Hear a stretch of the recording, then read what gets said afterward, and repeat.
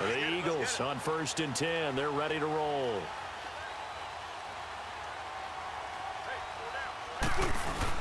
They go play action here on 1st down. Gonna look deep for Jeffrey. Oh, this is taken in. It's complete. Alshon Jeffrey. Touchdown, Philadelphia. Russell Wilson now with 4 touchdown passes on the afternoon. And the Eagles have moved out in front. Might be seeing that one on the highlight shows tonight. The home run ball here in the 4th quarter to take the lead. There's nothing like being aggressive, preaching that to your team, and then following through. All the way through. Go ahead and throw one more up there. Why not? Been a great game, and we are not done yet. Lutz with the extra point, and they will take a 7-point lead. So they only needed 3 plays on that drive. The result, Philadelphia in the end zone.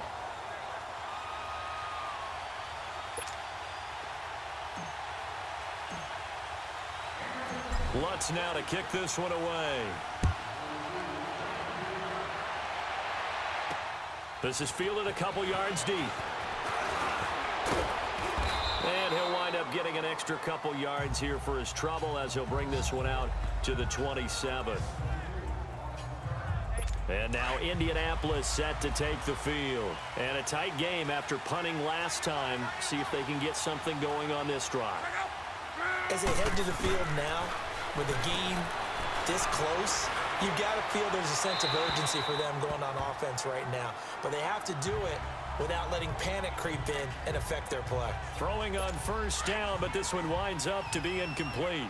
Another incompletion with that one. He's just 7 of 14 throwing the football, 50%. Typically not going to get it done, is it? And let's just make it simple, and that's exactly why they trail. Now Luck, caught left side by Hilton. And down he goes, but he takes it up to the 40. Luck able to find Hilton there for a Colt 1st down. Now that was pretty. They executed that curl route versus zone coverage, and that changes things a little bit because against man, it's often a tight curl, tight, sharply run route. Against zone, you're just looking for that open spot, that dead area, so you may curl it a little bit wider just to get to that place. And usually a tight window. He fired a bullet in there for the completion. Another nice gain, 16 yards there and a 1st down again. Time for a break. We'll come back, see what transpires after this. So the Colts having time to talk it over. Luck on 1st down. Complete to Hilton. And past the 35, he'll be dropped a yard or 2 shy of the 30. Another nice gain, 13 yards that time, and another 1st down. Back to throw. Finding a safety valve here. That's complete. And he went nowhere. Well, he went backwards, back to the 33. Calling a loss of 2 on the play. And it'll be 2nd and 12. He'll look to throw. Dancing to his left. He'll wind up with positive yardage. It's a gain of 3, but now it's 3rd down. They'll get to the line here, but remember, it's also 3rd down. Back to throw. And he's got his man, Hilton. The passing game for the Colts finding its stride, another 1st down. That's what they need right now. Get the 1st down, get out of bounds, stop the clock. Just playing smart football, understanding the situation, making the plays necessary, and making sure that clock stops at every opportunity. And that is caught. Touchdown, Indianapolis. Chester Rogers from 17 yards out. And the Colts are an extra point away from tying up this football game. Well, the hard part's done. Now they just need to split the posts, tie it up, but then their defense is going to have to hold up to send it to overtime. Yeah, no matter what. I know there's an inclination in it when you have momentum to go for 2 here, but if you miss it, you don't give your defense a chance at all. Plus, it's been a good game. I want to see overtime. I'm selfish. You obviously don't have a flight to catch. Tomorrow, this one taken from the 7. And a nice job there as he gets this one up just shy of the 35-yard line at the 34. The Eagles offense back out onto the field. They need to get this around the 40 on the other side to get into field goal range. They're going to clock a decent amount of time here in a tie game. What do? No panic situation at all. They've got to get a couple of chunk plays, pick up nice bits of yardage. Target the sideline. Target the sidelines because you want to get out of bounds and make sure that clock stops. Because if the clock stays running, that makes things that much tougher for you. It can always bleed out on you. Wilson to throw. It goes as a loss of 6. And now 3rd down.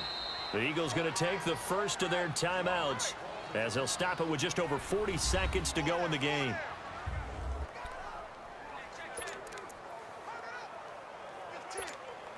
The Eagles on 3rd down. They've hit on 6 of their 8 tries. Very good. This is 3rd and 16. Now Wilson. And he can't get a throw away. He's taken down. We've watched this a long time, and I still don't believe we get it. 3rd and long. Why are you calling play action? Yeah, because they're not going to bite defensively, right? No, not at all. I did have a coach explain to me years ago that for some teams, that's how they have to deal with pass protection and their line blocking. But to me, it seems silly. Yeah, well, they are silly, and that leads to a play action sack.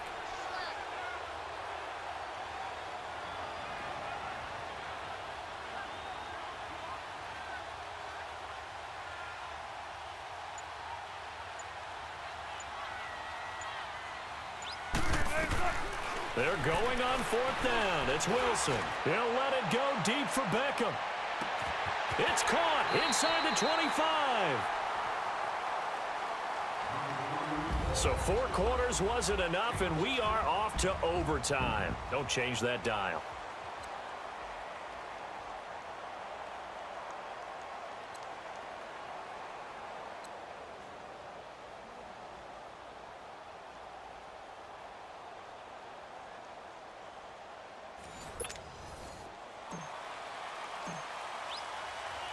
So a tie ball game here as the kick's away. This is fielded a couple yards deep.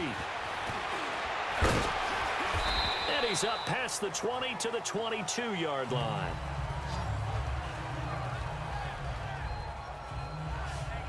And the Colts getting ready to go. They're set for their first drive here in overtime. And this is where the crowd can really become a factor. They've had to battle it all day, but I know what you're saying. In overtime, that gets doubled, doesn't it? At least, because now the crowd really wants to be involved and help their team. And that first drive can dictate the whole thing because they know if this team takes it downfield and scores a touchdown, it's game over. And it's been loud in here so far. And, partner, I think that's a great example that not all tight ends are created equal because everything was right. Got the completion, but he's not one of the more dynamic guys in the league. So even though he caught it, couldn't turn it into much more. Throwing for his running back, and he's got him complete. And he'll be brought down right at the 30 here. It's a gain of 6 on the play, and that'll bring up a 3rd down. And we see another pitch and catch there to the running back. This position just continues to evolve. They become just as critical to the passing attack plays for an offense. Good for a Colt first down. The former Lion Ebron there bringing it in from Andrew Luck. That was a route run not just with dexterity, but with intelligence. Found the hole in the zone, made sure the quarterback saw him, and was able to make the sure catch and flip the down marker back to 1. On 1st and 10, Luck. Oh, and it's intercepted. He's picked off at his own 46. And they will finally get him, but not until he's all the way down inside the 15-yard line.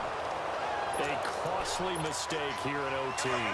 And you know what they say, when you throw an interception like that in overtime, you don't usually get a chance to throw a second one. I mean, I'm not sure the analytics on it. Let's ask Marvin, our statistician, to ring that down for us. That's typically how coaches and teams feel about it. If you throw one, you likely cost yourself the game. 7 yards on the pickup there, and it'll leave him with a 2nd and 3. Again, it's Williams. Call it a gain of 3, but not enough to move the sticks. It'll be 3rd and about a foot or 2. They'll try and run for it. Here's Williams. And not only will he not get the few inches he needs, he's going to go backwards. They'll wind up losing 3 yards here. And that'll bring up 4th down. And another timeout taken by the Colts. They'll be down to just 1 remaining as we step aside here in overtime. And Luck's puts this one through. Well, we thought